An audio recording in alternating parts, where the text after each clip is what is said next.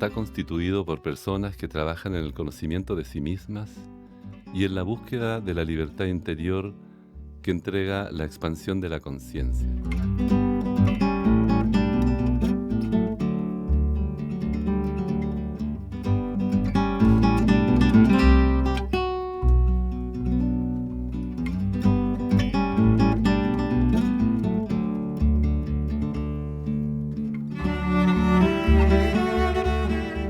Cuando llegué a África aquí me llamó mucho la atención que el arte hace parte realmente de la vida cotidiana de la gente. Y en particular el arte, yo diría, ligado a lo espiritual. Esto me hizo acordar de esas festividades que hay en Bolivia, donde hay gente que va con disfraces, con santería y todo eso. Y hay un poco lo mismo en Cuba, la santería de Cuba, que está ligada al vodú. Y justamente el vodú tiene su origen en Benín, acá a unos 100 kilómetros. La capital del vodú es una ciudad que está cerca del mar, que se llama Huida.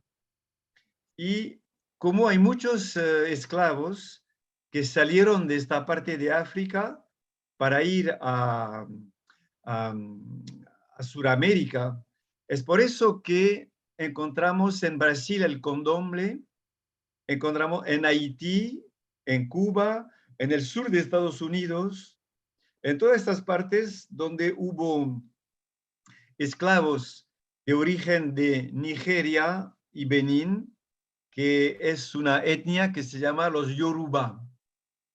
Y entonces es notable ver cómo al final los esclavos llevaron a otra parte del mundo sus tradiciones, su arte, su folclore cultural, espiritual y todo eso. Pero realmente aquí donde yo vivo es la cuna de esta, podemos decir una religión, da un poco miedo porque el vodú no tiene buena fama, porque hay intercesión con los espíritus, con el más allá y todo eso. Y entonces eso asusta un poco a la gente. Pero aquí es algo muy común. Por ejemplo, el Egún, ¿cómo se llama? El Egún es lo que se dice aquí es un visitante del más allá. Quiere decir que um, debajo, pues, por supuesto, hay un ser humano. Veía una vestimenta magnífica, hecha de todos los colores, con máscaras y todo, enorme, que cubre todo el cuerpo, y pueden salir así 15, 20 en toda la ciudad.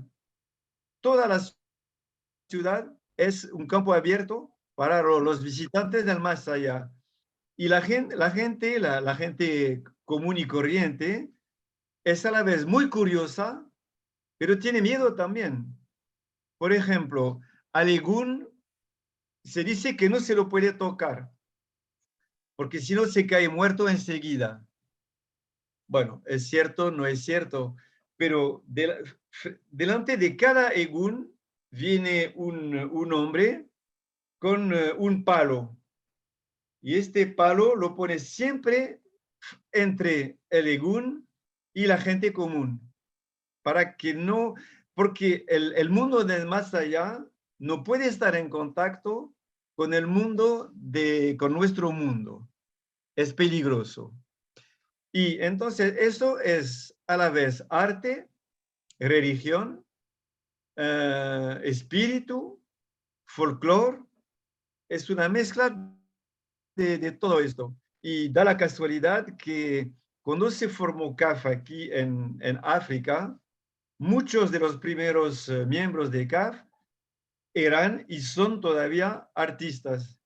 Es decir, que desde el principio, acá en CAF, se comparte a la vez la búsqueda espiritual y la búsqueda artística, porque hoy en día todavía más de la mitad de los miembros son artistas y viven de su arte. Y es su actividad normal en la vida. Para mí es un hobby el arte, pero para muchos otros miembros es su forma de vivir. Son artistas profesionales. Eso es la particularidad de donde yo vivo.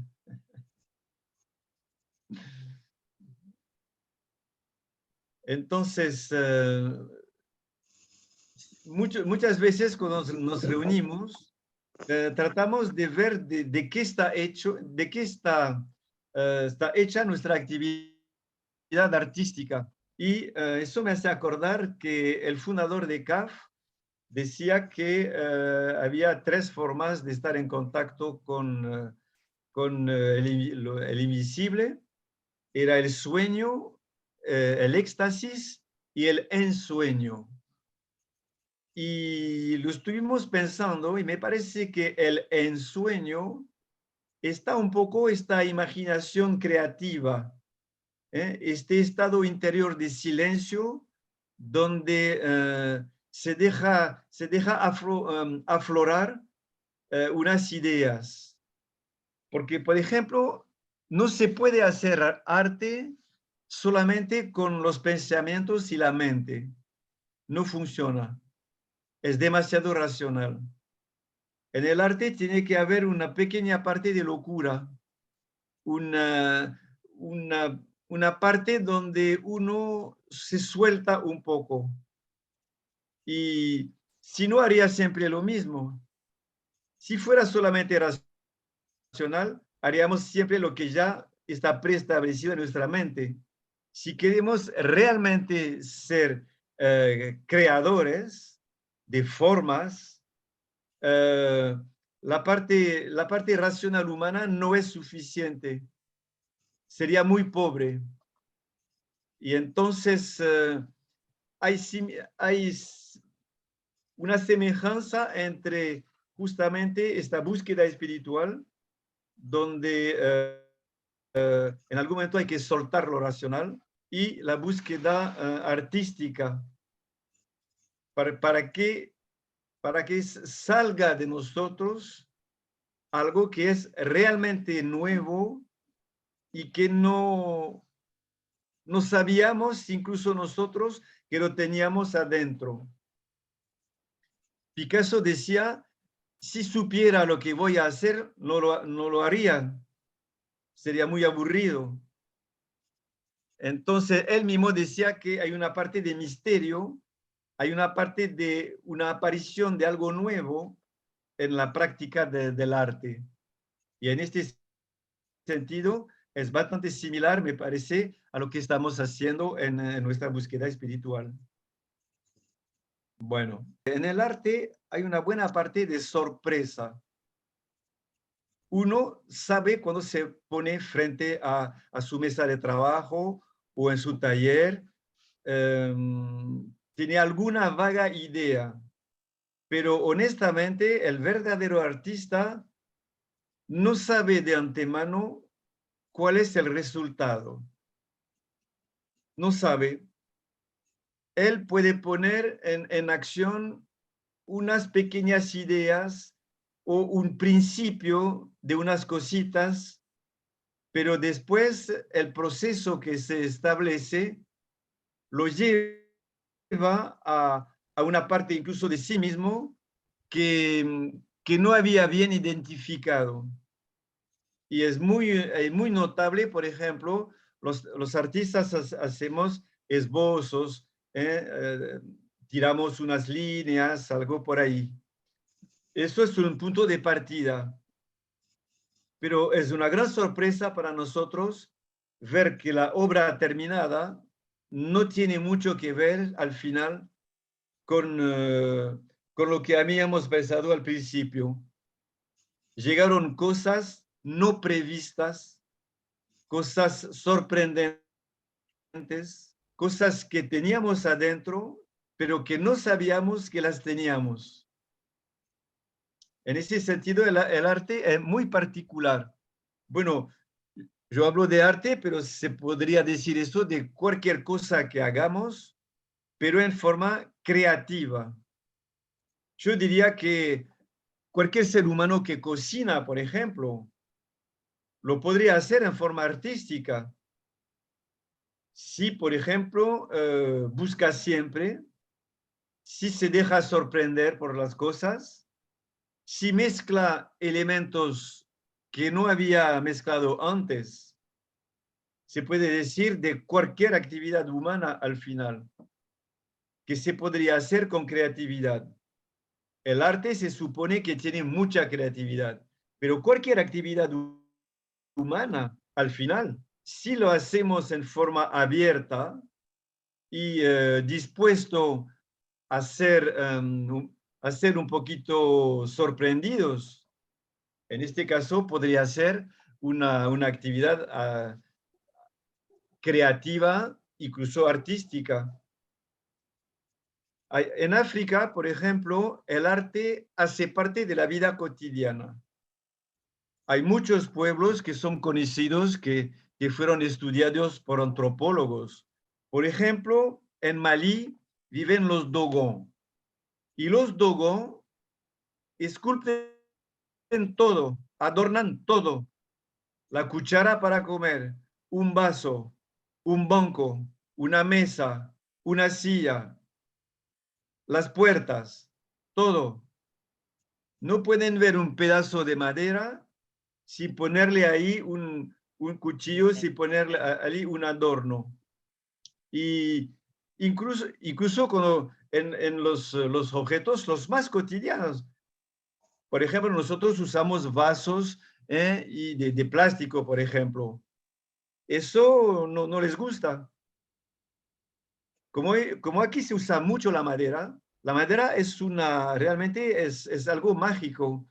Se puede hacer un montón de cosas con madera. Y entonces apenas tienen un objeto común y utilitario en la mano en madera, ¡pum! Enseguida empiezan a hacer cosas adentro. Y se ve por todos lados aquí en África. Muchos de los objetos cotidianos llevan un adorno, una pequeña escultura, algo. Y sí, que como si el ser humano quisiera poner su marca en las materias que está usando en forma cotidiana.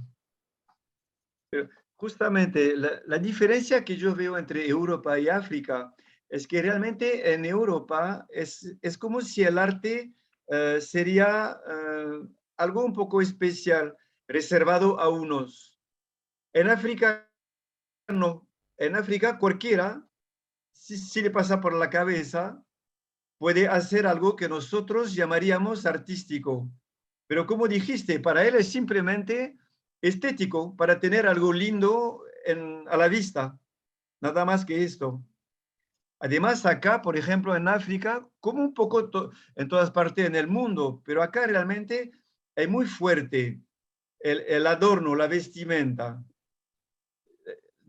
Bueno, en África la tez es morena, realmente.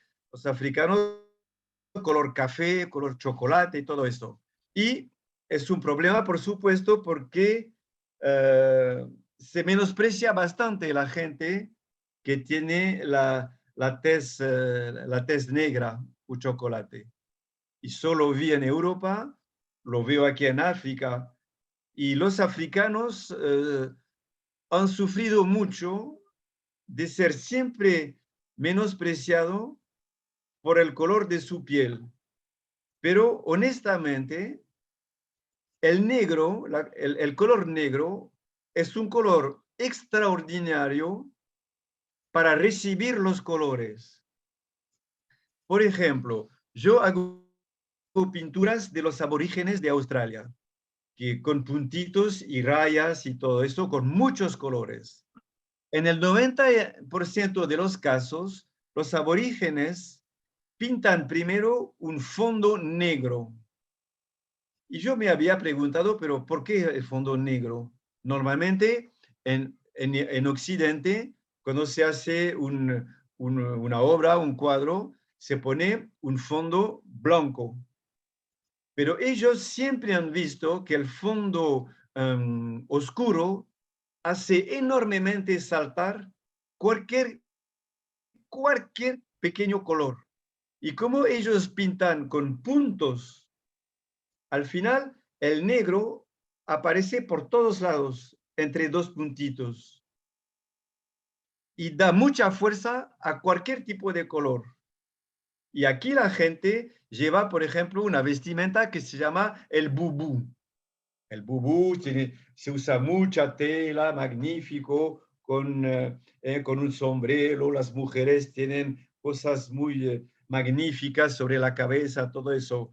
Y viene con mucho color, pero es muy lindo, ¿no? Sobre una tez oscura. Y, por ejemplo, hay muchos, en Europa, hay muchos creadores de moda que usan maniquíes realmente con la tez muy negra. Los que tienen la tez muy, muy negra, pero propiamente dicho negra, vienen de Etiopía, de Sudán, de alguna parte ahí, de Chad, de alrededor del Sahara. La gente tiene realmente la tez negra. Aquí en Togo es más bien chocolate o café. Pero esos inventores de modas usan maniquíes así de esta parte de África, porque saben que cualquier tela que van a poner sobre esta tez, ¡pum!, enseguida va a ser muy lindo, magnífico. Obras de los aborígenes de Australia. Los aborígenes de Australia viven en Australia desde hace 40.000 años. 40.000 años. Quiere decir que aborígenes quiere decir los que están aquí desde el principio. No hay que olvidar que los ingleses llegaron a Australia hace nada más que 2 siglos atrás. Ellos llevan 40.000. Quiere decir que ahí se ve claramente el fondo negro y los puntitos. Entonces, este arte de los aborígenes de Australia se dice que es una vista desde el cielo. Quiere decir, ellos pintan movimientos de la tierra, un río, un volcán, una montaña, cualquier cosa, como si lo vieran desde lo alto. Y da este tipo de cosa. Por ejemplo, los puntos blancos que dibujan aquí una figura, es una forma de simbolizar los caminos que hay en su tierra. Y ellos tienen cantos. Por ejemplo, un título de propiedad en Australia es una canción. Es una canción. Y cuando un aborigen camina sobre estas líneas blancas, ahí sigue su camino, si encuentra a otra persona, canta su canción. Y la canción sirve de título de propiedad. La canción dice, aquí estoy en mi camino. Es muy raro, pero así funcionan. Bueno, eso es evidentemente una visión que ellos tienen del cosmos. Se sabe que los aborígenes de Australia hacen salidas del cuerpo. Se sabe que tienen chamanes, que tienen sabios místicos y que en pleno desierto tiene una arena roja. Si en pleno desierto se ponen así y hacen viajes astrales y todo eso. Y se sabe que ven muchas cosas, van a lo que nosotros llamaríamos tal vez los registros akáshicos, van a buscar informaciones y después, cuando vuelven a su cuerpo, transmiten al pueblo lo que han descubierto. Entonces, esto es típicamente una una visión cosmológica, que es decir, que hay como estrellas fugaces y los redondos de todo color son planetas. eso dibuja, por ejemplo, un conjunto de planetas, la Vía Láctea, lo que sea. Entonces, Ujú. es, es a la vez figurativo, pero a la vez también abstracto. Es una mezcla, es una forma de simbolizar un poquito. Y eso dice claramente lo que ven. Eso es lo mismo. Por ejemplo, acá hay doble fondo. En el fondo, en lo que hay detrás, hay miles de tonos diferentes de verde azul y de rojo amarillo. Entonces, eso sería la parte, digamos, material. Y sobre esta parte material, los puntitos blancos representan formas espirituales. Quiere decir que la obra de este pintor, por ejemplo, dice claramente que lo espiritual y lo material van unidos en la misma obra. Entonces, ve que los puntitos blancos dibujan líneas, círculos y todo eso. Cada dibujito aquí tiene su significado. Por ejemplo, los redondos así, los círculos, representan un campamento. Y los pequeños círculos que hay a la derecha representan otra cosa, familias que viven ahí, qué sé yo. Ustedes ven en la parte de abajo, a la derecha, algo como un hierro de caballo. Eso simboliza un ser humano sentado y frente a él hay un círculo y eso representa el fuego. Quiere decir que ahí representan un campamento de cazadores. Por ejemplo, al lado de los semicírculos hay como palos y esos son palos.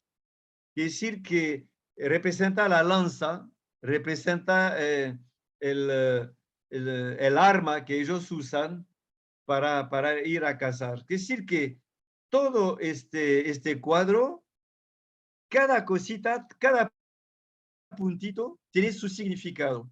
Uno diría que es abstracto, son lindas formas y colores. Al final, no. Esto cuenta toda una historia muy compleja que tiene que ver con mucha gente, con muchos pueblos. Eso es prácticamente la historia de toda la zona donde vive el pintor que hizo esto.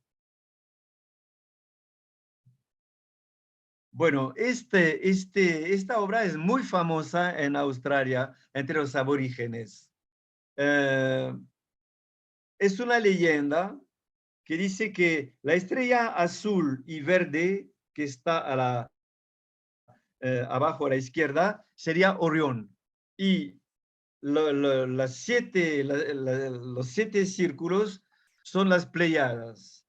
Y entonces ellos dicen que en algún momento Orión quiso conquistar a las Pléyades y por eso que envió tentáculos así, que está en blanco, como para abrazar a las Pléyades.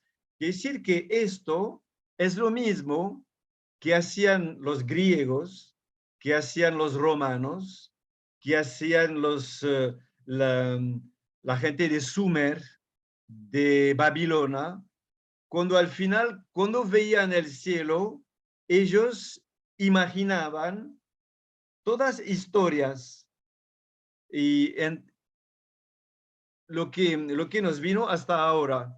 Es decir, que todas las civilizaciones trataron de encontrar una explicación más o menos lógica a todo lo que veían en el cielo. Son los mitos fundadores de la humanidad. Y eso es típicamente un mito. Pero hay aquí algo muy sutil, que es decir que este palo fue comido por hormigas.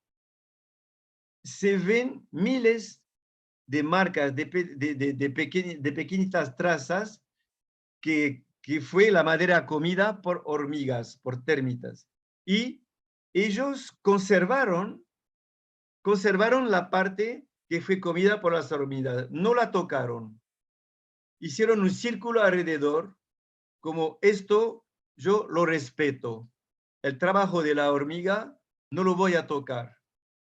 Y las otras partes empezó a hacer su obra, a hacer sus puntos, así tranquilamente. Y esos palos se ponen en la entrada de una casa, es como el cuidador de la casa y de la gente que vive ahí adentro.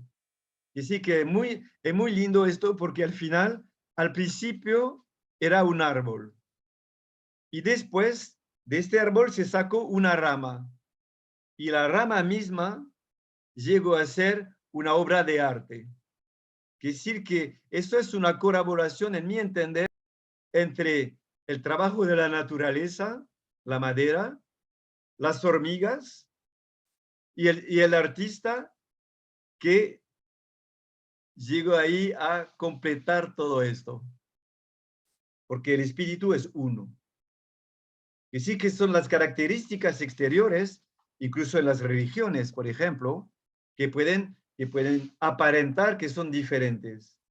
Pero cuando se entra realmente en lo espiritual, con silencio, sin forma, sin color, ahí se percibe lo mismo. Y el vodú se acerca al cristianismo, se acerca al islam, se acerca a Kaf. Hoy es el primer día del Ramadán. El Ramadán es el carisma de los musulmanes. Y acá se respeta mucho eso. Acá hay una mezcla de cristianos, de vodú y de musulmanes.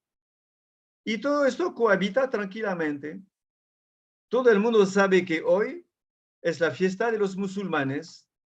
Les festejamos, les deseamos bueno Ramadán, etcétera, etcétera.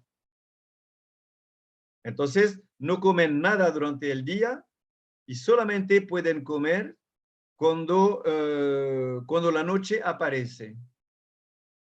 Entre le vaudou, par exemple, et Kaf. ¿Ves similitudes entre el vaudou y Kaf? Dans la spiritualité des deux.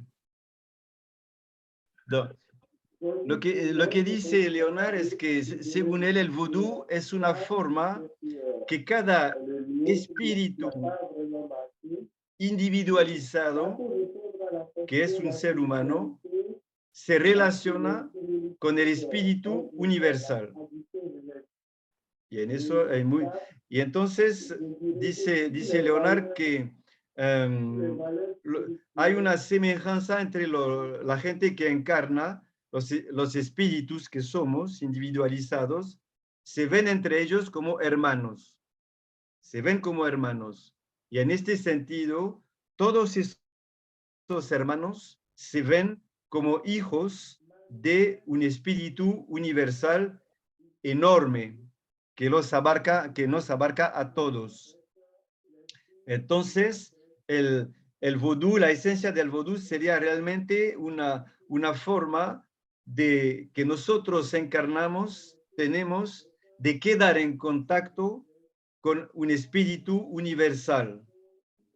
Y para eso necesitamos, hay como sacerdotes o gente tipo chamanes que tienen esta capacidad de entender la problemática de un ser humano y como este ser humano no puede hacerlo o no sabe cómo hacerlo, de preguntar al espíritu universal qué es bueno para él y después le da la respuesta. Entonces, él dice que para un ser que vive aquí en este momento, él ve como una unidad los antepasados, y los hijos que van a venir después. Entonces, el vodú es una forma de tener una visión unitiva de la vida. Y él dice que además interviene ahí cualquier elemento de la vida natural. Por ejemplo, el viento es un dios, es una fuerza, el viento. Un relámpago es un ser, una nube, todo eso, la tierra. Entonces, es una forma de realmente ver cualquier manifestación como algo uno, incluso el mundo de los que ya han muerto. De ahí que es muy importante aquí en África, se dice que son supersticiones, pero la gente cree en esto. Cree que si no se ve el objeto, se puede percibir el alma del objeto. Sí, sí. Entonces, Leonard dice que cuando escucho hablar de CAF y cuando escucho realmente las ideas de CAF, fue una gran sorpresa para él. Fue una gran sorpresa porque les pareció que tenía en él muchas respuestas que no tienen respuestas, muchas preguntas, perdón, que no tienen respuestas y que cuando escucho las ideas de CAF, le pareció a la vez familiar, nuevo, pero a su gran sorpresa, no tan nuevo, nuevo, pero familiar. Y entonces, ¿cómo le vino a través de un extranjero, de un blanco? Él no se esperaba que este tipo de ideas pudiera venir de Europa o de Occidente. Él había escuchado a los pastores, a los curas, pero no esperaba algo muy nuevo de un ser humano que llegaba de Europa. Y a su gran sorpresa se dio cuenta que había en lo que se escuchaba respuestas que él de preguntas que él se planteaba desde hace bastante tiempo. Y para contestar en lo que me toca a mí, da la casualidad que yo estuve en CAF en 3 continentes, en Sudamérica, en Paraguay, Argentina, en Europa, en Francia, Suiza y España, y ahora en África. Y mi gran sorpresa a mí fue que al final es lo mismo. Uno habla de idiosincrasia, pero la idiosincrasia es cuando estamos todavía en las formas exteriores. Pero cuando realmente se llega a hablar de cosas muy íntimas, muy espirituales, al final el CAF de África es el mismo que el CAF de Europa, que es el CAF de Sudamérica, que el CAF de Norteamérica, porque nosotros estamos en algo realmente comunitario, universal. Quiere decir que en mi forma de hablar no hay gran diferencia entre lo que pasó en Paraguay, lo que pasó en Francia y lo que está pasando aquí. Lo que pasa es que aquí las reuniones son mucho más abiertas. Al final, las reuniones son como un enorme diálogo. Lo mismo que hacemos en este momento. Y en este caso, cada uno comenta algo de lo que ha vivido en forma espiritual o de lo que ha comprendido durante la semana. Lo comparte. Los otros comentan. Cada uno comparte. Yo no me veo mucho como orador, por ejemplo. Sí, oficialmente sí, pero en la práctica de las reuniones, la palabra gira así, da vueltas, da vueltas. Y bueno, y al final todo el mundo encuentra lo que necesitaba. Muy bien, ha llegado el momento de despedirnos. Deseamos dejarles cordialmente invitados a nuestro próximo encuentro y por favor no olviden de compartir e invitar a sus familiares y amigos. Tengan todos muy buenas noches y muchas gracias.